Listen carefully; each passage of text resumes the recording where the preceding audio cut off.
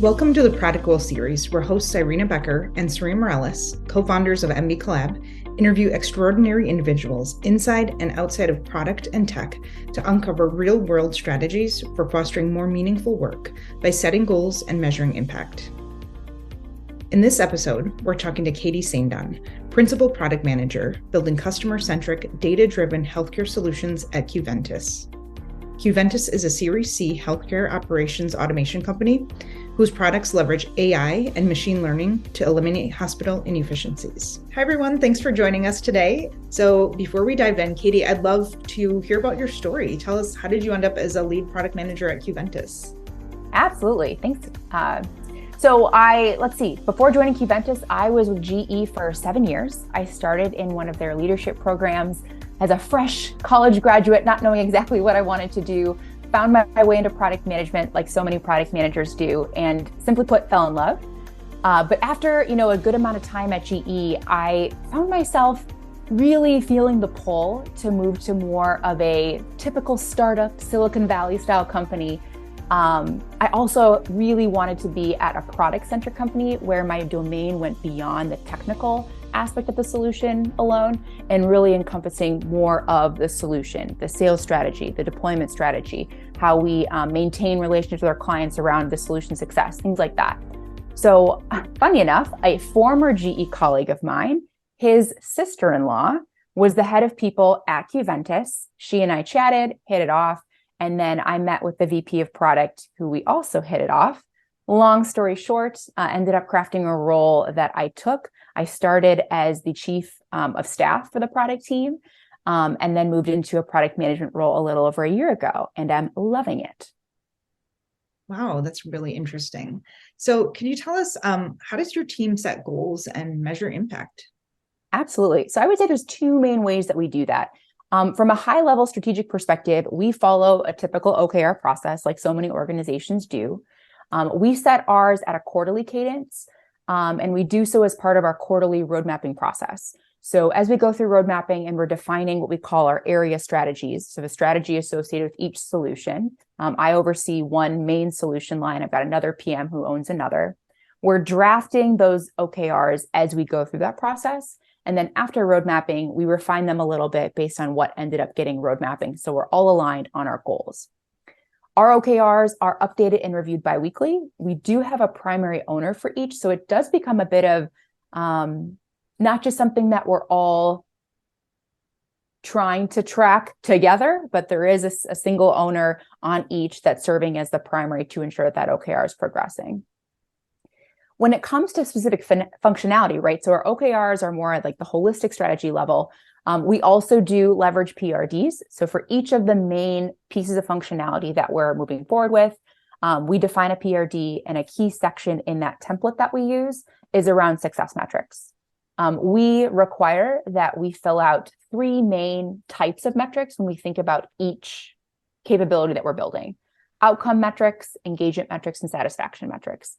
And I think that's a really great way to ensure that we're not only thinking about how are we tracking usage or engagement of a capability, but are we having the end outcome that we want it to drive, as well as are we driving satisfaction, right? So because I work for a SaaS company, a B2B SaaS company, sometimes we're driving capabilities that leadership would want for revenue generating purposes, expense savings, things like that.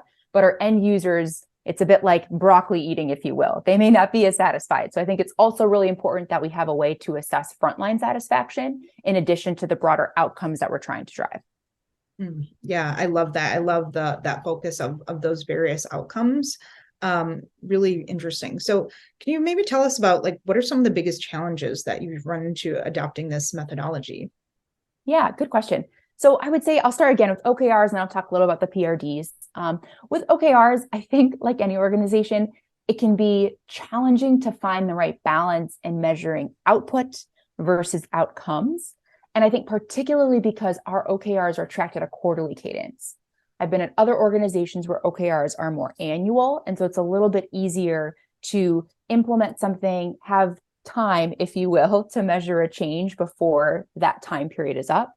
But when we're doing it quarterly, because a lot of our capabilities and our solutions, they're ML models, and it just takes time to develop them and launch them and to then get that feedback, because we typically give about a 6-week window before we truly start measuring ourselves against the outcomes that we're tracking. So that, as you can imagine, means 6 weeks alone is half of the quarter. So what I find is it's hard to not have an OKR be so output focused, because oftentimes it's like, okay, this quarter we're going to launch XYZ capability and we're going to be able to measure it the following quarter. So to be honest, we end up just trying to be practical. So I think our OKRs do end up being a little bit hodgepodgey in the sense of some are a little bit more output focused, and that's okay, right? Because we know that the following quarter, we're going to make sure that we're tracking those outcomes. From a PRD perspective, in terms of biggest challenges, I think the biggest challenge I see, I mentioned those 3 different buckets of metrics that we capture. It's tempting to want to measure everything, right? There's so many different engagement metrics and ways that you can slice and dice data that you'll want to have in order to make a decision. And what I've found is that, yes, that's true. And it can be really easily, especially at my organization where there's so many brilliant data-driven people, to have that big list, is just pick the top hitters. We always have analytics that are paired with that functionality, and we'll have probably more metrics in that sense. But what are the couple ones that we're going to focus on to make sure that we all stay aligned on what we're trying to drive? That's been another challenge and a little bit of how we've addressed it. Yeah, interesting. And I think you really hit an important point there in making sure that you're kind of narrowing down those things that you're actually tracking, because if you're trying to track too many things, it just becomes too complex. So also, could you speak to how did you scale this framework? So you talked about the adoption of it, but what kind of challenges did you run into actually scaling that? Yeah, so with the OKRs, we're actively in the process of scaling it. So our product and R&D team have always leveraged the OKR process, but at the company level, we haven't. So it's a very timely question because we're actively going through it. Now at the company level, so each main function, delivery, sales, marketing, people, we all have OKRs, trying to find the right relationship on how they interact and roll up to one another. And I think that's still something that we're figuring out. Again, it's a little early to say what challenges we'll face as we do that, but I think immediately what I've seen is, while the intention in having company-wide OKRs is in the right place, we want to drive visibility. I work for a startup, so there's so much going on, and it can be difficult to pull up to really ensure that you have time to look left, right at your other functions and see what everyone else is doing.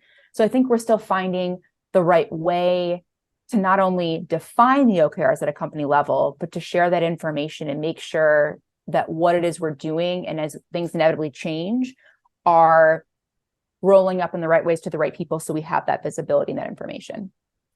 Yeah.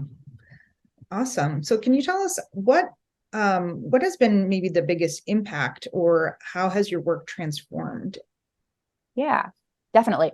So I think for the OKRs, it's been a really great way to drive transparency. I think by having that primary owner for each OKR, and again, we all know that it's not just the engineer, the product manager that drives change. It really is the full team.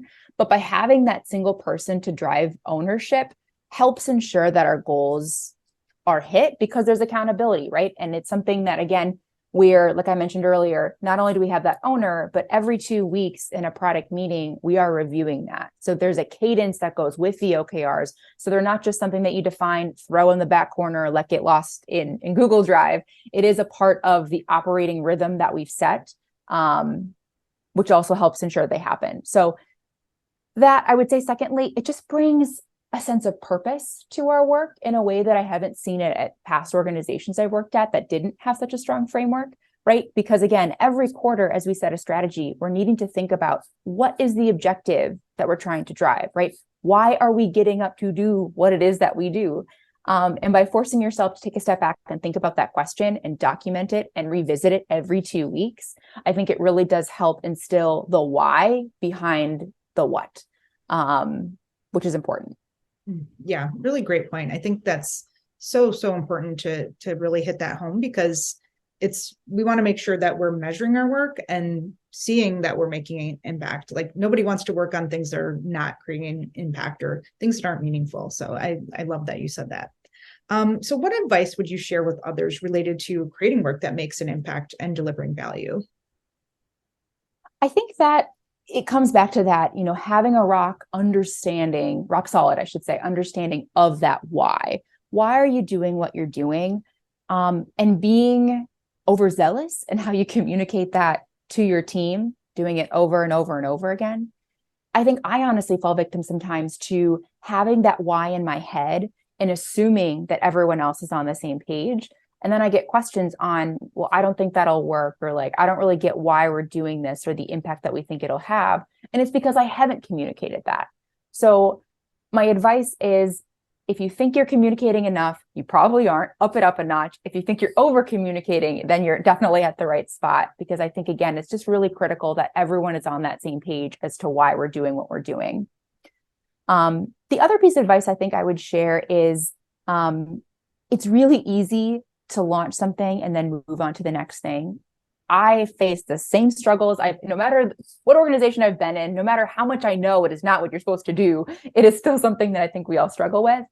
And so for me, I actually have to set aside calendar time to pull back. And really it happens as part of that quarterly strategy review that I talked through, but pull back and see, how are we doing? I have this objective. It still is the objective. Is the plan that I set at the beginning of the quarter still the right plan? Or has it changed? And being okay to look myself in the face and be like, it's changed and this is no longer the right thing to do. And that's okay. So I think for me, it's creating space to have those thoughts, because it can be really easy to run the rat race of just go, go, go, go, go, and not look up. Yeah, that's great advice. So thank you so much, Katie. This has been really super helpful, really insightful. Anything else you'd like to share with us in terms of your work and delivering value? I think the last thing I would say, and we haven't touched on it, is in order to properly understand the why, you have to spend time with your users.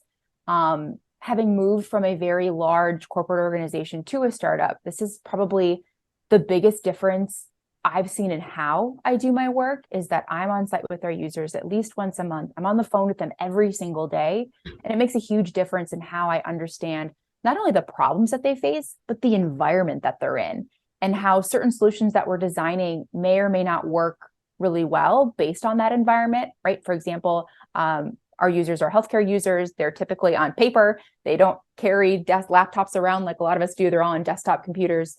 So it just changes things. So my advice is fight for that time, get out and see your customers, because it makes a huge impact on understanding the objective to set those goals. Yeah, absolutely. Really great advice. Well, thanks again, Katie. Thanks, Irene.